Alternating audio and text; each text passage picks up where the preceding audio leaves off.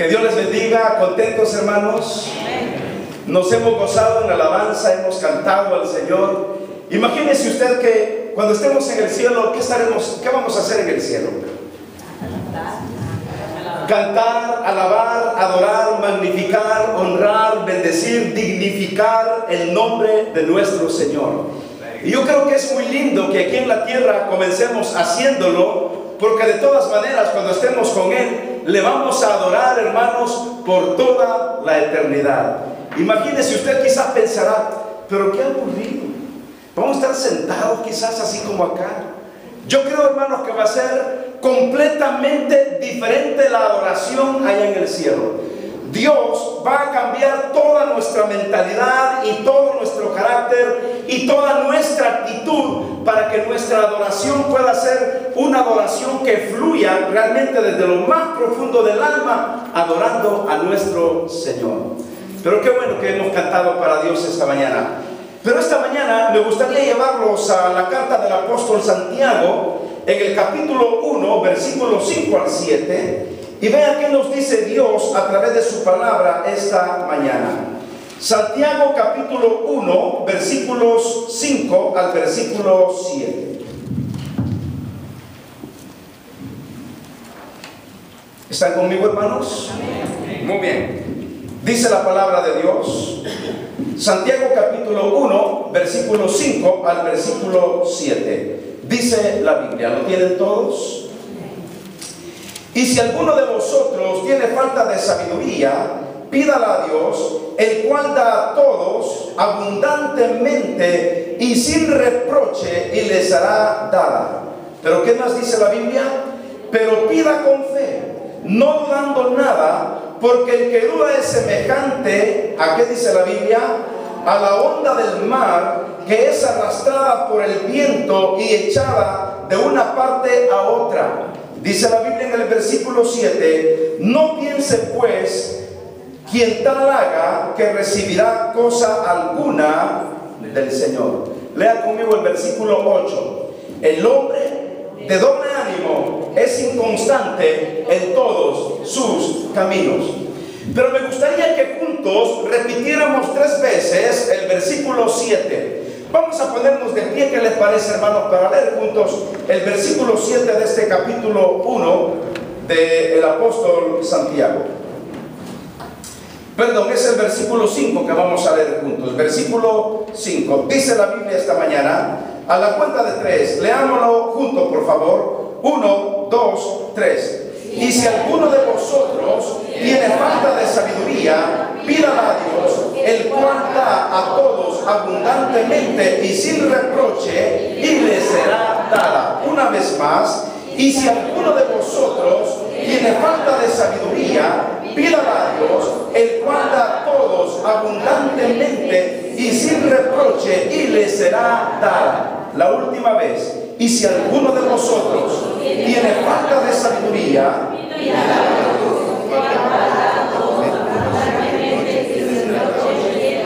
y le será dada. Muy bien, pueden tomar asiento esta mañana.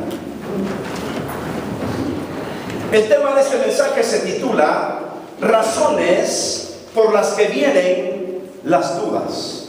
Razones por las que vienen las dudas. Me encontré con una persona hace unos años atrás, probablemente, en donde esta persona estaba ya como dudando acerca de la existencia de Dios. Tenía como 7 años de haber conocido a Cristo, pero le habían venido una serie de tribulaciones, una serie de problemas, pero tremendas. Le quitan el trabajo, su esposa se enferma de una enfermedad incurable, uno de sus hijos se le mete tristemente al mundo de las pandillas. La policía lo encuentra con pintura haciendo grafitis en las paredes de Los Ángeles, lo meten preso. Luego el muchacho no solamente pintaba con grafiti las paredes, sino que también cae en el mundo de las drogas.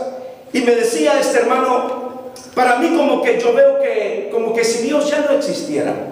Me quitan el trabajo, tengo la triste noticia de mi esposa de una enfermedad tremenda. Mi hijo mayor, quien debería de ser el ejemplo de sus demás hermanos, ahora está preso. está en las pandillas, ahora está consumiendo drogas, que esto y lo otro.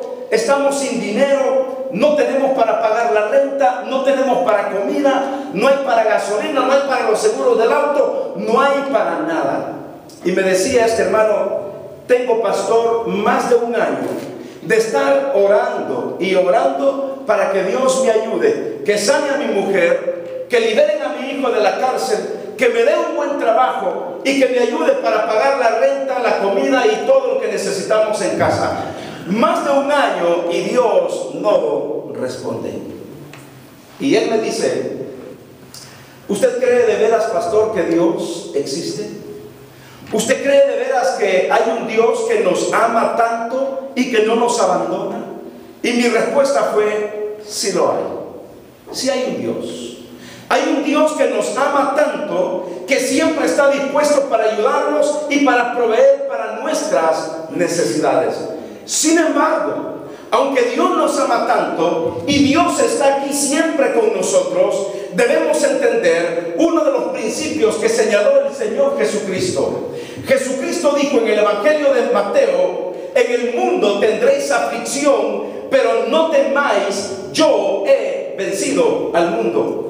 Y yo le decía a este hermano que por más de un año estaba pasando por una serie de calamidades, 7 años de caminar con Dios, pero en el último año le habían pasado esta serie de circunstancias que él decía: yo no puedo creer más. Yo pienso que Dios no existe, porque ¿en dónde está Dios en mis problemas?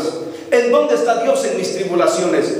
Y yo pienso que una tribulación, pienso que un problema, pienso que una situación difícil muchas veces nos puede llevar a lo que le llevó a este hermano, a las dudas, las dudas, las dudas. Y yo preguntaría esta mañana: ¿será pecado dudar de la existencia de Dios? ¿Será pecado dudar de sus promesas? ¿Será pecado dudar de que si realmente Dios está aquí conmigo como Él lo ha prometido? Algunas personas dirían que sí, otras personas dirían que no. Yo diría que hay situaciones que muchas veces nos llevan a dudar, pero déjeme decirle esta mañana que la duda en sí no es pecado.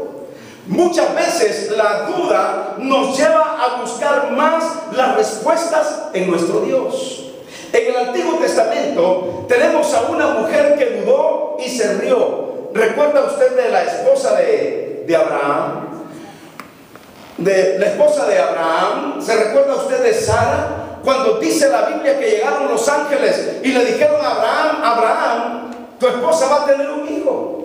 Dios le había prometido un hijo a Abraham y a Sara, y dice la Biblia que Sara estaba, ¿qué estaba haciendo Sara? Sara estaba detrás de las cortinas escuchando la conversación de Abraham con los ángeles. Y dice la Biblia que cuando los ángeles le dijeron: tu mujer va a concebir, ustedes van a dar a luz un hijo. ¿Y qué pasó? Sara, dice la Biblia, que se puso a reír y comenzó a dudar de lo que Dios podía hacer. Pero ¿sabe qué? Su duda se convirtió, hermanos, en una comprobación maravillosa de un Dios existente, de un Dios que había prometido darle un hijo y que con el correr del tiempo Dios se lo dio y nació Isaac. La duda en sí no es pecado, pero la duda se convierte en pecado cuando le damos la espalda a Dios por nuestra duda y nos volvemos totalmente incrédulos, de tal manera que nos alejamos y desconfiamos absolutamente, deliberadamente, del poder y de la gracia de Dios. Pero ¿cuáles son las razones por las que muchas veces nos viene la duda? En el caso de este hermano, le vino la duda por tribulación tras tribulación, prueba tras prueba. Y yo le dije una sola cosa al final de la plática: hermano, no permitas que tu tribulación te lleve a una duda exagerada del amor y de la existencia de Dios. Y recuerdo que mi plática con él terminó de esta manera: Dios solamente te pide dos cosas. Te pide fe y paciencia. Fe y paciencia. ¿Cómo necesitamos la fe para no dudar de las promesas y de la existencia de Dios? ¿Y cómo necesitamos la paciencia para saber esperar por medio de la fe en las promesas maravillosas de nuestro Dios? Pero ¿cuáles son algunas razones por las cuales la gente duda? Número uno, ¿saben por qué viene la duda? Muchas veces la duda viene por falta del conocimiento de la palabra de Dios. Cuando una persona no conoce profundamente la palabra de Dios, es un corazón muy frágil y un corazón muy dócil, y podría ser una víctima arrastrada por las dudas que siembra ¿quién? Que siembra Satanás. Las dudas no pueden venir de Dios.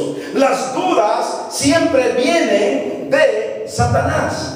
Muchas veces, hermanos, nuestra ignorancia produce dudas arrastrándonos de un lado a otro. Recuerda lo que dice Santiago, lo que hemos leído esta mañana, Santiago 1:5. Si alguno de vosotros, que dice la Biblia, tiene falta de sabiduría, pídala a Dios, el cual le dará abundantemente y sin reproche alguno. ¿Y qué dice al final? Y le será dada. Pero ¿qué dice el siguiente versículo? El versículo 6. Y ahí está la condición. Pero pida con fe.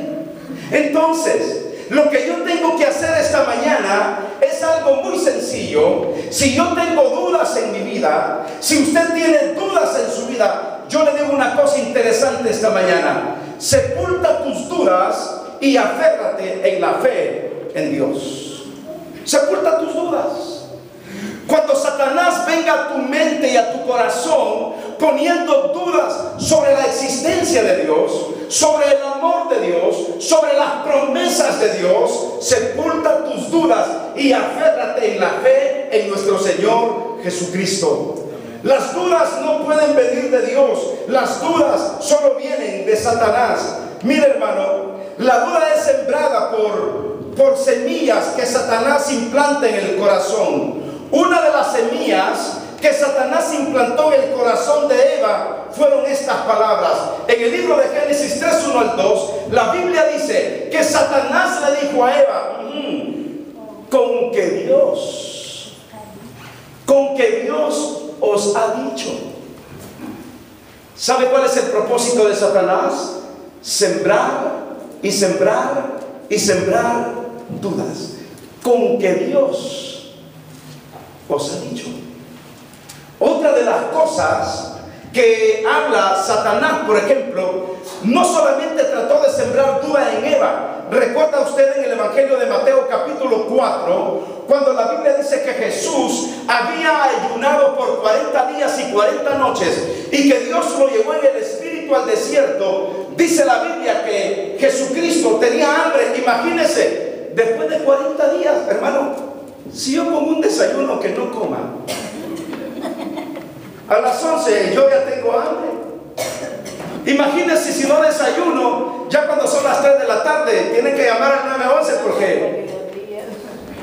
porque ya he perdido la conciencia. Imagínense Jesús, 40 días sin comer y sin tomar alimentos.